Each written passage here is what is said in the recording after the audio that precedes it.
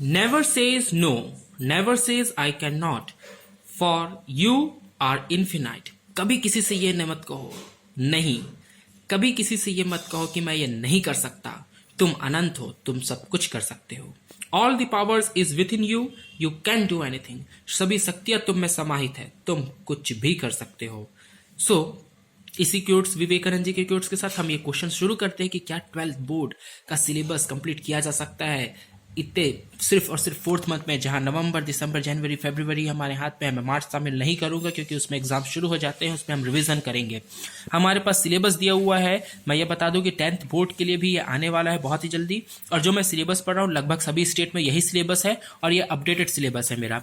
तो relation and function 8 marks का, algebra 10 marks का, कैलकुलस 35 मार्क्स का, vector and 3 dimensional geometry 14 marks का, लीनियर प्रोग्रामिंग 5 मार्क्स का एंड प्रोबेबिलिटी 8 मार्क्स का आने वाला है। कुल 80 मार्क्स का एंड 20 मार्क्स का आपका प्रैक्टिकल होगा। अगर इस मेरी स्ट्रेटेजी को आप फॉलो करते हैं तो मैं गारंटी दे सकता हूँ 90% मार्क्स आपके आने वाले हैं। विथ फिजिक्स एंड केमिस्ट्री भी आप पढ़ पाएंगे साइड बाय साइड। मैं सिर्फ मैथ नहीं, मैं आपके होल सिलेबस की स्ट्रेटेजी बतलाऊंगा। तो देखिए इसमें करना क्या है, क्या सिलेबस कंप्लीट हो सकता है? तो ये क्वेश्चन का उत्तर है यस, हाँ हो सकता है। और अभी आपके पास में सफिशिएंट टाइम है, इसलिए सिर्फ सिलेबस कंप्लीट नहीं, बहुत अच्छे तरीके से सिलेबस कंप्लीट हो सकता है। साइड बाय साइड अगर आप IIT JEE या नीमसेट या किसी अदर एग्जाम की प्रिपरेशन कर रहे हैं तो वो भी आराम से हो सकता है। तो आपको मैं स्ट्रेटेजी बता रहा हूँ, बहुत कम समय में आप बहुत अच्छे मार्क्स गेन कर पाएंगे।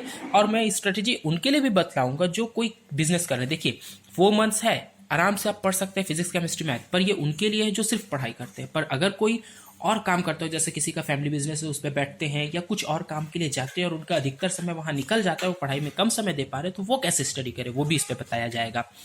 Everything is easy when you are busy, but nothing is easy when you are lazy. सब कुछ ईजी है यदि आप बिजी हैं, और सब कुछ कठिन है यदि आप आलसी हैं। तो इसलिए बिजी रहिए, आलसीपना छोड़ दीजिए, थोड़ी मेहनत के भाव में आ जाइए। अब देखिए अगर हो सकता है तो कैसे, तो इसका एक ही जवाब है, work hard and smart work, and smart work. अब चलिए मैं आपको सिखाता हूं कि हमें हार्ड वर्क के साथ में स्मार्ट वर्क कैसे करना है। आइए इस पे आते हैं। अपन को दिया हुआ है relation and function, algebra, calculus, vector and 3 dimension, linear programming and probability. मैं आपसे कहूंगा कि आप स्टार्ट हमेशा अलजेब्रा से करिए। अलजेब्रा आपको बहुत इजी पड़ेगा और इसकी पूरी वीडियोस पहले ही मैंने डाल रखी है मैट्रिक्स एंड डिटर्मिनेंट्स के मेरे मैथ्स वॉरियर्स चैनल पे। तो बहुत ईजी पढ़ने वाला है, सिर्फ आप मेरे वीडियोस को देख लीजिएगा, आपको सब कुछ समझ में आ जाएगा। तो स्टार्ट तो यहीं से करें। क्यों करें? क्योंकि ये इजी होता है, थोड़ा सा कॉन्सेप्ट लगेगा, पूरा बनने वाला है। लगभग 10 डेज इसमें खींचेंगे आपके, तो 10 डेज की प्रिपरेशन लगेगी और आपका मैट्रिक्स एंड ये 20 डेज में हो जाने वाला है। पर जितना इजीली मैंने कहा ना, है तो ये बहुत इजी, पर अधिकतर स्टूडेंट्स के साथ ये होता है कि इसे बनाते बनाते बोर हो जाते हैं। तो आपको बोर नहीं होना है, अपनी एनर्जी बरकरार रखनी है, क्योंकि कहा ना विवेकानंद जी ने, आपको लेजी नहीं होना है, आपको बिजी रहना है, और बिजी रहने के लिए पढ़ना तो होगा। तो इसकी जो हमारे मार्क्स है वो 10 मार्क्स के क्वेश्चन इससे पूछे जाने वाले हैं। 10 मार्क्स के क्वेश्चन पूछे जाने, और अगर आपने इसने पूरा किया और शिद्दत से किया और मेरे वीडियोस देखी और उसके अनुसार चले, तो डेफिनेटली आपको 10 में 10 मिलेगा, क्योंकि इसमें कुछ गलत नहीं होता, सब कुछ सही बनता है, और गलत होता है तो पूरा ही गलत होता है, ये भी एक चीज है। अब इसके साथ में क्या करना है, तो देखिए जो सिर्फ पढ़ाई कर रहे हैं उनके लिए तो मैं ये कहूंगा कि इस 10 डेज के साथ साथ में आप शुरू कर देंगे कैलकुलस। कैलकुलस क्यों? जरूर इसमें प्रैक्टिस नीडेड होते हैं और ये फॉर्मूला बेस्ड होता है। अगर आपने फॉर्मूला रट लिया तो डिफरेंशिएबिलिटी, एप्लीकेशन ऑफ डिफरेंशिएबिलिटी और इंटीग्रल, इसमें डायरेक्ट फॉर्मूला से क्वेश्चन बनते हैं। कुछ आपको ज्यादा करना नहीं होता है, बस हाँ प्रैक्टिस करना होता है, क्योंकि प्रैक्टिस करने से आपको फॉर्मूला भी रिमेंबर रहता है और फॉर्मूला को यूज कैसे करना है ये भी आता होता है। तो इसके लिए कॉन्टिन्यूटी में बस थोड़ा सा कॉन्सेप्ट लगता है। तो ये इसके लिए मैं बता दूं कि हम अपने पूरे वीडियोस जल्दी से जल्दी अपने चैनल मैथ्स वॉरियर्स में डालने वाले हैं। इस चैनल में भी आपको वीडियोस मिलते रहेंगे रेगुलरली, तो दोनों चैनल को सब्सक्राइब कर लीजिएगा। प्रैक्टिस नीडेड है, फॉर्मूला बेस्ड है, पर ये बता दूं इसमें जैसे 10 डेज लग रहे थे, इसमें 10 डेज की उम्मीद मत करना। कम से कम में डिफरेंशिएबिलिटी आपका 20 डेज लेगा, और इंटीग्रल और ये एप्लीकेशन ऑफ डेरिवेटिव्स मिला करके मैंने कहा है डिफरेंशिएबिलिटी 20 डेज लेगा, और इंटीग्रल भी कम से कम में अपने आप में 20 डेज लेगा। देखिए आपका भले सिलेबस 30% इसने रिड्यूस करा है, पर हमें क्या मालूम कि इसमें से किस टॉपिक को रिड्यूस किया है। एक बार आप अपने सिलेबस को पूरा देखिएगा, फिर आपको मालूम चल जाएगा। तो 20 डेज 40 डेज लगने वाले हैं, तो अपन कैसे करें? 40 डेज तो बहुत बहुत होता है और हमारे पास में टाइम कितना है 4 मंथ्स। 4 मंथ्स इंटू अगर हम 30 भी कर दे तो सिर्फ 120 दिन होते हैं, और 20 दिन तो हम यहीं चला गया है, और फिर 20 40 60 दिन हो जा रहा है, तो 50% तो हमने टाइम यहीं खो दिया। ऐसा नहीं होगा। एक्चुअली मैट्रिक्स और डिटर्मिनेंट्स की इस 10 डेज में ही साथ में हम इसको शुरू कर देंगे, और ये दोनों एक साथ पैरेलली चलते रहेंगे, यानी कि इसके 20 डेज और इसके 20 डेज में हमारा एक कम से कम कंटिन्यूटी एंड डिफरेंशिएबिलिटी कंप्लीट हो जाना चाहिए इसके 20 डेज में ही। फिर बाकी के बचा सिलेबस हमारा 30 डेज में आप कवर कर सकते हैं, यानी कि कुल मिला के हमने 50 डेज में इस 2 टॉपिक को कवर कर लिया। कितने दिन में? 50 डेज में। और इसमें कोई भी लेजीनेस नहीं लाना है आपको, ये चीज़ें ऐसी ही चलेंगी। और जो कैलकुलस है उसका मार्क्स है 35 मार्क्स, तो बहुत बड़ा सिलेबस। देखिए 45 मार्क्स, 45 मार्क्स अभी तक के हमने ले आए हैं। हालांकि इसमें गलतियां होती हैं, लड़कों से फॉर्मूले भूल जाते हैं, फॉर्मूले लगा नहीं पाते, सही चीज़ें सही समय पे याद नहीं आती, बट मैं विश्वास दिलाता हूं आप हमारे वीडियोस देखिएगा, सब कुछ आपको आएगा। अब हमने बहुत बड़ा सिलेबस कवर कर लिया है, यानी 50% से ऊपर हम मार्क्स ले आ रहे हैं। अब आते हैं वेक्टर एंड 3 डायमेंशन जियोमेट्री पर।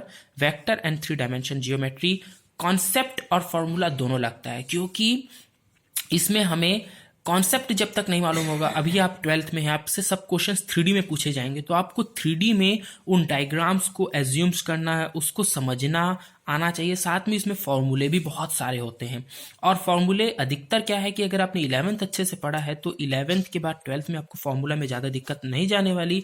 जिसने 11th अच्छे से नहीं पढ़ा है तो डेफिनेटली उसको 11th भी थोड़ा क्लियर करना होगा। तो तो ये बहुत इजी, बट इसमें बहुत से स्टूडेंट्स को दिक्कत होती है।